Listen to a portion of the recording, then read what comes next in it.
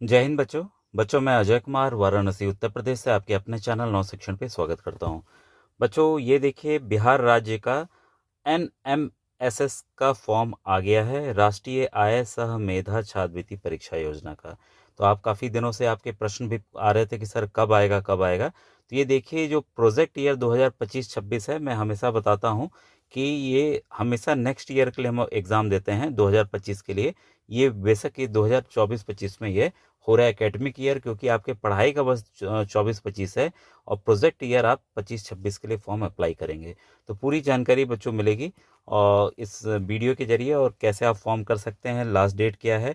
और सबसे जो ज़रूरी बात है बच्चों, आपको बताना चाहूँगा कि जैसा आप जानते हैं कि मैं एक गवर्नमेंट टीचर हूँ, सरकारी अध्यापक हूँ, और जैसा समय मिलता है वैसे तैयारी कराता हूँ। तो इसके लिए बच्चों बिहार राज्य के लिए किताबें भी आती हैं।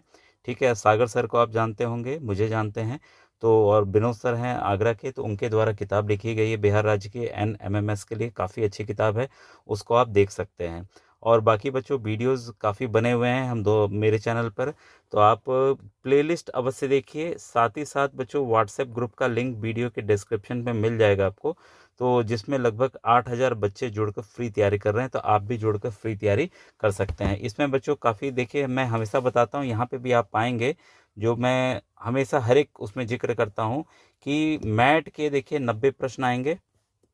ठीक है, मानसिक योग्यता के और शैक्षिक अभिरुचि के 90 प्रश्न आएंगे, चाहे आप जिस भी राज्य के हो, मैं हमेशा बताता हूँ। तो ये सेम है। ये है कि यहाँ के गणित के प्रश्नों का लेवल थोड़ा सा बिहार का हमेशा अप आता है, तो आप कुछ आसान भी आएंगे तो आसान को पहले टारगेट कीजिए, फिर कठिन सवालों पे बढ़िए। तो आप प्लेलिस्ट अवश्य देखिए, चाहे वो जिस राज्य का हो। तो मैथ का बच्चों मैंने विधिवत एक्सप्लेन किया हुआ है, एक एक टॉपिक जिस जिस सीरीज से खंड से प्रश्न आते हैं, मैथ के प्रश्न देखिए। साथ ही साथ विज्ञान की अलग प्लेलिस्ट मैंने बनाई हुई है, सामाजिक अध्ययन की अलग बनाई हुई है, मैथ्स की गणित की अलग बनाई हुई है।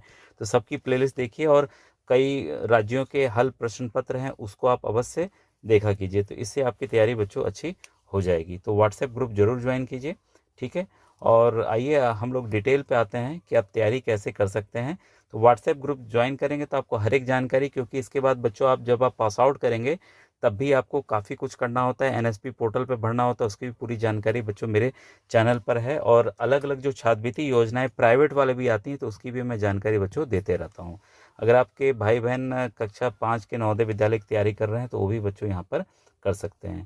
तो देखिए जो डिटेल है आपके सामने, यहाँ हम लोग एक एक चीज़ यहाँ पर हम लोग पढ़ने जा रहे हैं। ये यहाँ पे देखिए राष्ट्रीय आय सह मेधा छात्रवृत्ति योजना, शिक्षा मंत्रालय, भारत सरकार का आर्थिक रूप से कमजोर मेधावी छात्रों को। ये देखिए कुल देश भर में 1 लाख छात्रवृत्तियाँ हैं, अलग अलग राज्यों के अलग अलग सीटें बटी हुई हैं। ठीक है, आपके मैंने बिहार राज्य की जो बिहार की प्लेलिस्ट है उसको देखिएगा, उसमें बताया हुआ है कि किस जनपद में कितनी, किस जिले में कितनी कितनी सीटें आवंटित हैं। तो यहाँ आपको 12,000 रुपये की छात्रवृत्ति दी जाएगी। तो जो देखिए मेन चीज़ें वो मैं बता दूं कि अहर्ता इस फॉर्म को कौन भर सकता है। जो सबसे जरूरी बात, एग्ज़ाम दे लेते हैं, कई बच्चे बाद में आधार संशोधन करा लेते हैं, वो आपको नहीं कराना है, उससे बहुत समस्याएं आती हैं। और साथ ही साथ आपको कक्षा 9 से 12 तक अगर आप सरकारी स्कूल में पढ़ेंगे तभी इसका बच्चों आपको लाभ मिलेगा। तो ये कई बातें बच्चे भूल जाते हैं और गलती कर बैठते हैं। देखिए आवेदन शैक्षिक 24-25 में राज्य के राजकीय, राज्यकृत, राज्य सरकार, भारत सरकार से अनुदान से संचालित जवाहर नवोदय विद्यालय, सैनिक स्कूल और के सभी प्राइवेट विद्यालयों को छोड़कर, तो यहाँ पर ध्यान दीजिएगा। तो यहाँ से मैंने कोमा भरा, तो जितने भी राजकीय सरकारी विद्यालय में जो बच्चे पढ़ने वाले हैं वही इस फॉर्म को भरेंगे। और जवाहर नवोदय विद्यालय, सैनिक स्कूल या कोई भी अन्य आवासीय विद्यालय है और या प्राइवेट स्कूल के बच्चे इस फॉर्म को नहीं भर पाएंगे, इसका आप ध्यान रखिएगा। ठीक है, और यहाँ पर इसके साथ साथ देखिए जो मान्यता प्राप्त अनुदानिक अल्पसंख्यक विद्यालय, मदरसा हैं, संस्कृत विद्यालय हैं, तो वो आवेदन कर सकते हैं बच्चे। और इसमें कंडीशन क्या दिया गया बच्चों कि 55% आपके नंबर होने चाहिए कक्षा 7 के रिजल्ट में। ठीक है, और आप कक्षा 8 में विधिवत रूप से अध्ययनरत हों। ठीक है, पढ़ते रहे हों। और ध्यान रखिएगा इसमें जो अनुसूचित जाति और अनुसूचित जनजाति बच्चे हैं, जो निःशक्त छात्र छात्राएं हैं, उनके लिए 5% की छूट दी गई है। ठीक है, तो यहाँ जो 55% है वो 50% इनके लिए अनिवार्य किया गया है। ठीक है, अब देखिए यहाँ पर है जो छात्र छात्रा सत्र 22-23 में कक्षा 7 से 55% या उससे अधिक अंकों से उत्तीर्ण होकर कक्षा 8 में अध्ययनरत हैं, ठीक है। SC/ST के लिए 5% की छूट है। वे सभी छात्र NMSS एकेडमिक ईयर 24-25 परीक्षा हेतु आवेदन कर सकते हैं। और सबसे इम्पोर्टेंट बात, आपके पास आय प्रमाण पत्र नहीं है तो बनवा लीजिए, जाति प्रमाण पत्र नहीं है तो बनवा लीजिए। 3.5 लाख रुपए से अधिक की आय नहीं होनी चाहिए। अगर आपकी उससे अधिक आय है तो आप इस फॉर्म को नहीं भर पाएंगे। ठीक है। और ये देखिए यहाँ पे राष्ट्रीय आय सह मेधा छात्रवृत्ति में अंतिम रूप से चयनित छात्र छात्राओं को कक्षा 8 की परीक्षा न्यूनतम 55% अंकों के साथ उत्तीर्ण करना अनिवार्य है। SC/ST के छात्रों के लिए 5% की छूट है। कक्षा 7 के लिए तो है ही है, कक्षा 8 के लिए भी वही नियम है। ठीक है। और सबसे बड़ी बात, परीक्षा में कोई भी शुल्क दे नहीं है, बस आपको बच्चों इसको ऑनलाइन फॉर्म साइबर कैफे में जाकर भरना है। परीक्षा केंद्र देखिए, ये आपके जिले में ही होगा, कहीं दूसरे जिले में आपको बच्चों जाना नहीं है। और जो चयन प्रक्रिया है, जो आपके जैसा आप करेंगे एग्जाम में, SCRT पटना द्वारा लिखित परीक्षा के आधार पर किया जाएगा। अब पूरे बिहार में जो कितने छात्रों को छात्रवृत्ति मिल सकती है, वो है 5,433। 1 लाख जो हमारे देश भर की सीटें हैं, उसमें से 5,433 433 सीटें जो है वो बिहार राज्य के लिए आवंटित हैं।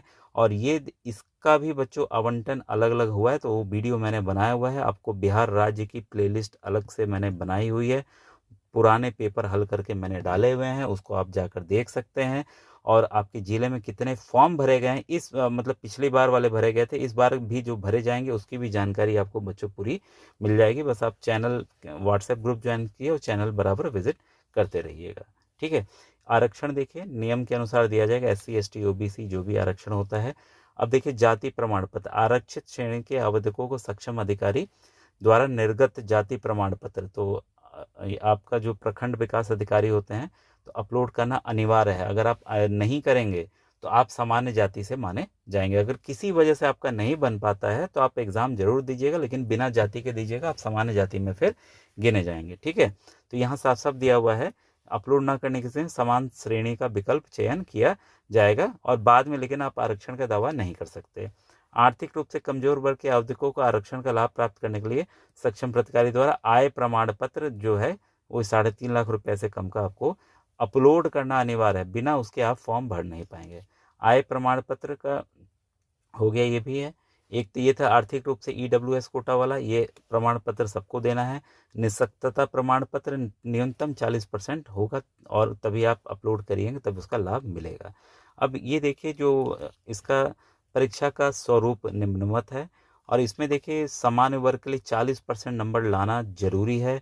और जो अनुसूचित जाति जनजाति हैं, निःशक्त हैं, और उसमें न्यूनतम देखिए, न्यूनतम अर्हतांक मैट और सैट को जोड़कर, कई बच्चे मैट अच्छा नहीं कर पाते, तो दोनों को जोड़कर है, ये क्लियर कट यहाँ निर्देश दिया गया है कि 180 में से 180 सवाल में से अगर आपने 72 कर दिए तो आप मेरिट सूची में आने के हकदार हो गए। ये नहीं कि छात्रवृत्ति के हकदार हो जाएंगे। वैसे 58-59 नंबर आपका ST/ST के बच्चों का, SC/ST बच्चों का आएगा। ठीक है। तो मिला करके आपको इतने प्रश्न सही करने हैं।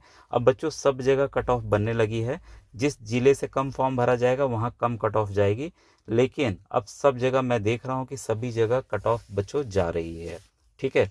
अब ये देखिए, राज्य के यहाँ पर जिलेवार कोटा के अनुरूप न्यूनतम अंक का मैट और सेट को जोड़कर उससे अधिक छात्र छात्राओं को मेधा क्रम के आधार पर छात्रवृत्ति हेतु चयन करने वाले को, मतलब ये कट ऑफ बनेगा और भाई मेरिट सूची बनेगी, जो आएगा उस उतने सीट का आवंटन है, जैसे मैंने बताया है, तो उस आधार पर सिलेक्शन होगा।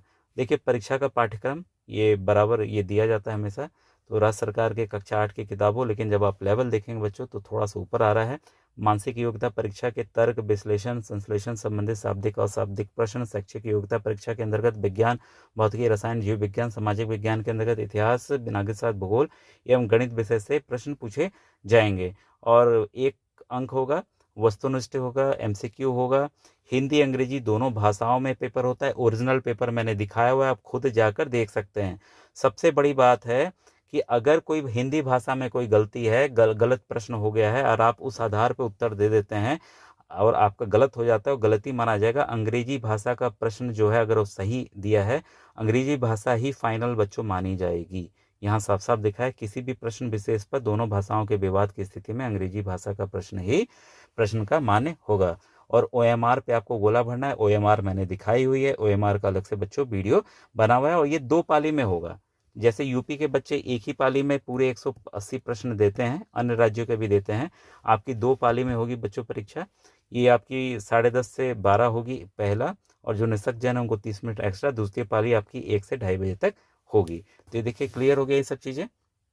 अब ये देखिए आवेदन कैसे करें। तो आवेदन के लिए देखिए साफ साफ ये साइट दी गई है, इसको मैं बड़ा कर दे रहा हूँ, ठीक है। वेबसाइट पे, क्योंकि मोबाइल के जरिए नहीं होगा मुझे लग रहा है, ये scrt.bihar.gov.in, इस साइट को आपको टाइप करना है, इसी साइट पे फॉर्म भरा जाएगा। और ये बच्चों ऑफलाइन नहीं है, ऑनलाइन फॉर्म भरा जाएगा, मैं क्लियर कर रहा हूँ, ठीक है। ऑनलाइन एप्लीकेशन पोर्टल पर NMMSS नेशनल मेंस का मेरिट स्कॉलरशिप स्कीम एग्जामिनेशन पर क्लिक करके NMMS एकेडमिक ईयर 24-25 के लिए ऑनलाइन रजिस्ट्रेशन एवं एप्लीकेशन सबमिशन किया जाना है। पोर्टल पर सभी विद्यालयों की सूची उपलब्ध है और आप उसको विद्यालय सेलेक्ट कर लेंगे, चयन कर लेंगे। यदि कोई विद्यालय पोर्टल पर सूची में अंकित नहीं है तो इसकी सूचना SCRT कार्यालय को दी जाए। भरे हुए आवेदन पत्रों को सत्यापन करने के लिए सभी विद्यालय का यूजर ID विद्यालय का U- कोड है और पासवर्ड संबंधित प्रधान के रजिस्टर्ड मोबाइल नंबर पर भेजा जाएगा, ठीक है। तो इसके लिए ध्यान देखिए, जितने भी आवेदन पत्रों को सत्यापित करने के लिए तो उनको विद्यालय को अलग से दिया जाएगा, आपको इससे कोई नहीं, आपके स्कूल के टीचर करेंगे, ठीक है।